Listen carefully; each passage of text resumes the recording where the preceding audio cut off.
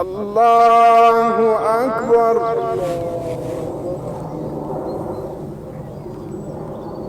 alla naxariistii janna farduusaha ka waraabiya waxa aas qaran loogu sameeyay qabuuraha Moonshinka Leeshbaq ee dalka Jarmalka marxuun injineer Cali Ujoog Guuleed oo uu ka mid ahaa duuliyaashii Dala Airline kana soo qayb qaatay nabadeynta iyo weliba dib u dhiska Jamhuuriyadda Somaliland. allaha u naxariistee aaska marxuumka waxa ka soo qayb galay odayaal waxgarad dhalinyaro mas'uuliyiin bulshada qaybaheeda kala duwan waxaanay ka warameen oo si qoto dheer uga hadleen taariikhdii wanaagsaneed allaha u naxariistee marxuumka وكلها بالشدة. إلهي هون حريستو. أنا تاجرنا هيميتي أسكي محمد على شو قولت وهانشري إنجنيركا فلايت إنجنيركا دياردي سومال إيرلاينز أيوها مرحوم كوها نندد كورورية جناسة كغيب قلا وحيد بأي مادة وحيد خير أي مادة وجوه ريوها خير الكلام ما غلب والدل وحنقول إن إلهي بين وقبرينا على موينك أهل الجنة وولها الله أكبر الله أكبر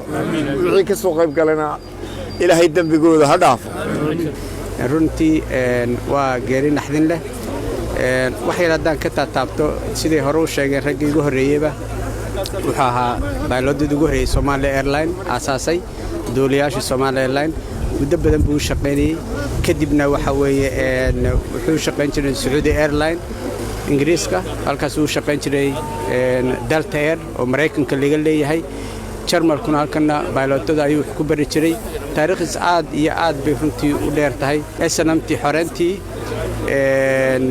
Somaliland aad iyo aad buu runtii uga qayb qaatay isagoo pilot ah ayuu haddana siyaasadda ku jiray oo Somaliland aad iyo aad runtii ugu dadaalay xoreynteeda SNM runtii ka mid ahaa nin wanaagsan buu ahaa nin dadka ururiyuu ahaa nin isaguna aan iska fikirin dadka kale intuu wax u tarayay iyo intuu wax u qabanayay intuu u qabanayo ay ku badnayd bay ahayd oo aan isagu tiisaguna aan eegin buu ahaa ilaahay waxaan uga baryaynaa inuu jannatul firdaws ka waraabiyo maxamed Ujoog wuxuu ahaa nin aad iyo aad u wanaagsan inaanu saaxiibnahay buu ahaa 22 sano ayaan isnaqaanay oo magaalada wada deganayn